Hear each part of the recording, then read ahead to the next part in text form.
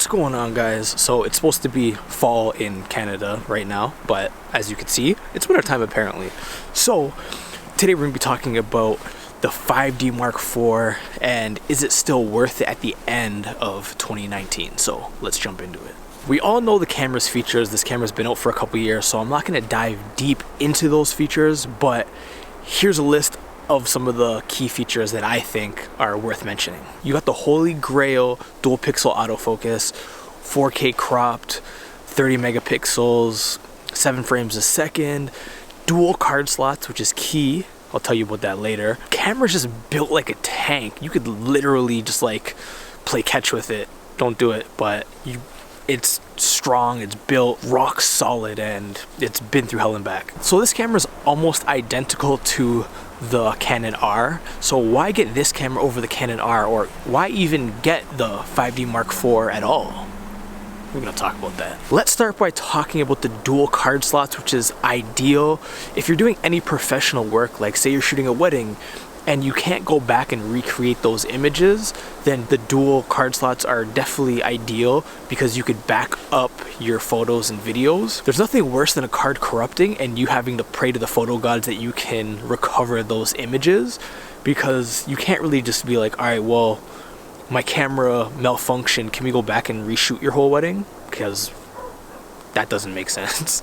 Most of the cameras that are out right now don't have dual card slots. I don't know why manufacturers just don't put it in. Yes, it's more of a professional feature, but this is one of the cameras that does have the dual card slots. Yes, this camera does use the traditional OVF, the optical viewfinder, and not going with something that's a lot of the mirrorless cameras are going with, the EVF. And if you're using any type of flash, the OVF, in my opinion, is a better option to go with over the EVF. For me, the size of the 5D Mark IV is perfect. Even the button layout and everything, it's just where I feel that it should be. And since I've been using this for so many years, and I've came from the 5D Mark III, 5D Mark II. This is just a perfect camera. All the buttons are very similar to me, and I know where everything is, and it just makes sense. I love the little mode selector on the top of the camera. It allows me to have 3 custom settings, which I use for video.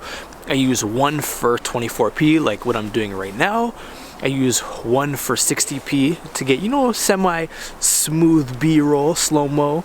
And then I have one for 4K if I do want that extra reach, because as we all know, the 4K is cropped. And then if I'm shooting everything else in 1080, the 4K allows me to get that little bit of extra crop, or maybe like a in-post zoom. And then if I want to, I could slap it back over to, you know, AV or manual mode, and then I could have all my photo settings over there. So it just comes in clutch for running gunners like me.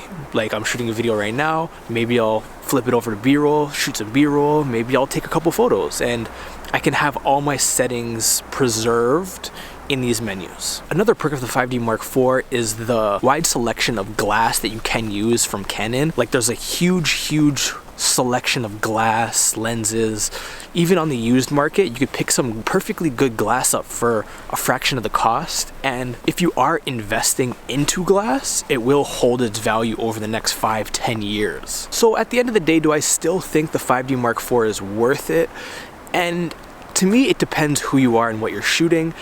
If you are a wedding photographer, or if someone that's shooting in the studio, I definitely think this camera is worth it for you. If you're someone that just, you know, shooting in optimal conditions and you're not really filming for professional use, then you could possibly go with something more like the Canon RP, or pick up a cheaper camera. And I just think if you're like a video shooter, then you'd be better off picking up the Canon R because it's very similar. Or if you are shooting in cold conditions like I am right now, and you don't want to have your fingers exposed to touch the touch screen and focus with the Canon R, then I would say yes, this camera is worth it, because you know you have that little mode or focus dial type thing on the back. So yes, this camera is really expensive, and these are just my opinions. If you did like this video, please like, comment, and subscribe. It does help. And until the next video, peace.